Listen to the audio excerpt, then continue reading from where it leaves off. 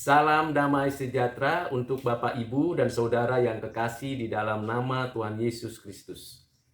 Hari ini kita kembali merenungkan dan merefleksikan sebuah peristiwa yang sangat penting dan bermakna kekal dalam kehidupan umat manusia, yang dinantikan seluruh umat manusia sejak zaman Adam dan yang diyakini oleh setiap orang sampai akhir zaman sebagai bukti fakta kasih Allah atas manusia. Kematian Yesus Kristus adalah fakta sejarah, bukan ilusi, bukan imajinasi manusia, bukan hayalan, bukan rekayasa keagamaan. Kematian Yesus Kristus, kematian yang tercatat di dalam sejarah umat manusia. Ada memang upaya orang-orang yang jahat memutarbalikkan fakta, yang menganggap Yesus yang disalibkan adalah Yudas Iskariot, yang menganggap Yesus itu tidak mati tetapi pingsan, dan banyak lagi rekayasa lain dengan perspektif yang sangat jahat dan keliru. Tidak ada pembuktian, tidak ada catatan, dan tidak ada saksi mata tentang hal itu.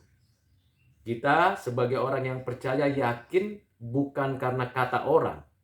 Kita yakin oleh karena anugerah Allah yang dinyatakannya melalui firman Tuhan.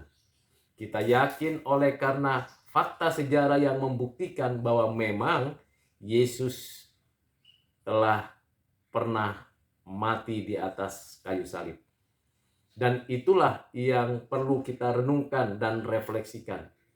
Setelah 33,5 tahun, Tuhan ada dan hadir di dalam sejarah yang menyatakan kerajaan Allah, memuridkan banyak orang, mengutus para murid, menyatakan cinta kasih dan kebenarannya dengan nyata-nyata di dalam kehidupan manusia, yang menyatakan kehidupan yang sesungguhnya di tengah dunia yang fana ini. Yesus Kristus yang tidak berdosa, Yesus Kristus yang suci dan kudus, yang selama-lamanya abadi. Ia rela mengalami penderitaan demi menyelamatkan, menebus umat pilihannya. Hari ini kita merayakan, mengingat kematian Yesus Kristus. Bukan hura-hura, bukan suatu acara ritual keagamaan biasa, tetapi betul-betul perenungan yang mendalam secara pribadi dan secara komunitas di seluruh dunia. Bahwa ada satu orang yang tidak berdosa, yang suci kudus, yang mau rela mati menebus umat tebusannya. Hanya ada satu, yaitu Yesus Kristus. Dan satu-satunya. Bapak, Ibu, dan Saudara yang kekasih di dalam Kristus, kita akan mendengarkan firman Tuhan, apa yang dinyatakan oleh Tuhan pada saat Tuhan ada di atas kayu salib. Setelah ia melewati masa-masa pengadilan yang tidak adil, cambukan demi cambukan dia terima, kayu salib dia bawa sampai ke bukit Golgota, tempat tengkorak namanya. Di atas kayu salib bersama dua penjahat yang lain, ia disaksikan oleh banyak orang, bahkan ahli-ahli Taurat, para pemimpin masyarakat, orang-orang penting, menyaksikan Yesus Kristus disalibkan. Padahal mereka tahu dan mereka mengerti apa yang dikerjakan Yesus Kristus selama 3,5 tahun.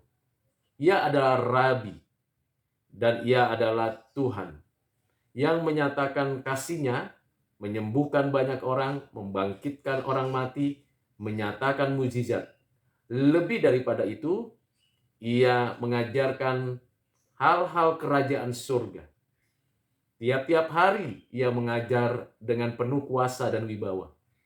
Namun setiap orang yang menerima kebaikan Tuhan, belas kasihan Tuhan, kemurahan Tuhan, pada hari kematiannya, pada hari di mana ia disalibkan, semuanya bungkam.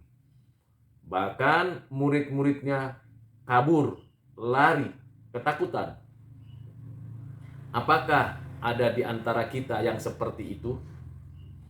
Ketika berhadapan dengan kesulitan karena kebenaran, ketika berhadapan dengan hal-hal yang berkaitan dengan kerajaan surga, apakah kita bungkam, lari? Bukankah Tuhan sudah menyediakan segala kekuatan dan kuasa untuk kita menyaksikan kebenaran dan kasih Tuhan? Mengapa itu bisa terjadi? Ini menjadi perenungan yang mendalam. Ketika kita mengalami penderitaan oleh karena keberdosaan kita, kita wajib bertobat.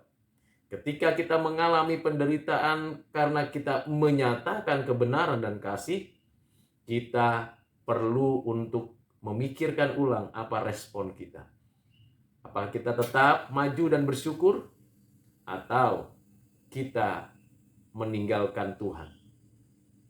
Kiranya di hari kematian Yesus Kristus yang kita peringati saat ini menjadi hari yang menolong dan mendorong kita untuk merefleksikan diri makna dari kematian Yesus Kristus. Saya akan menyampaikan renungan, refleksi, dan pemahaman mengenai apa saja yang dinyatakan Yesus Kristus di atas kayu salib dan bagaimana kita memahaminya, lalu apa yang perlu kita pelajari dari setiap perkataan Tuhan di atas kayu salib. Ikuti terus channel ini dan pada momen ini. Tuhan Yesus memberkati. Amin.